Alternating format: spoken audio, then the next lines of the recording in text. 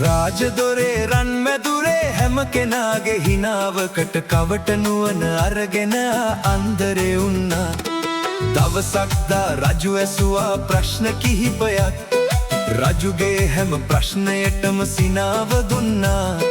වචන දෙකක් තුනක් ගෙනත් උත්තර දුන්නා. අන්දරේගේ නුවණ එලි කළා. පොඩි පොඩි විහිළුවේ රසයෙන් අරුතක් කිව්වා. රාජ මැදුරේ හැම කෙනාම සිනාවෙ තැබුවා. රජු ඉදිරියේ නොබිය හඬින් නුවණ පෙන්වුවා.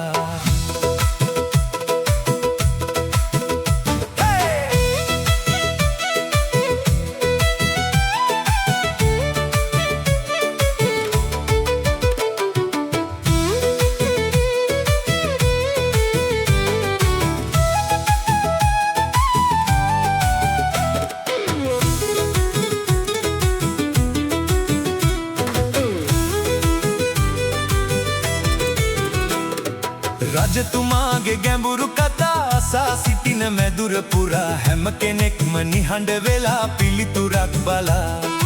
අන්දරේගේ කටින් එවිට රස වචනය එළියට එයි. විහිළුවක්ම වගේ නමුත් අරුතක් තිබුණා.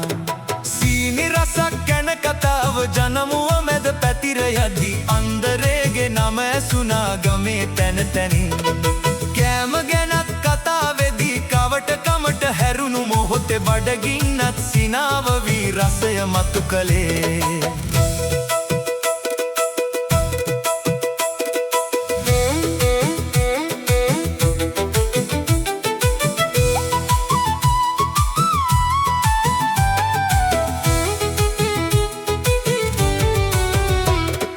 කමට ගියත් රජ මැදුරෙත් එකම ලෙසින් රසය මවයි. දුප්පතාගේ ගෙදර වුණත් හිනාව තිබුණා.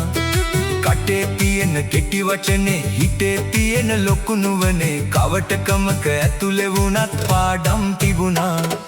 පැරණි කතාවක් වුණාට රසය තවම අඩු නොවෙන්නේ. අසන කෙනෙක් හිනා වෙලා සිත සැහැල්ලු වෙයි.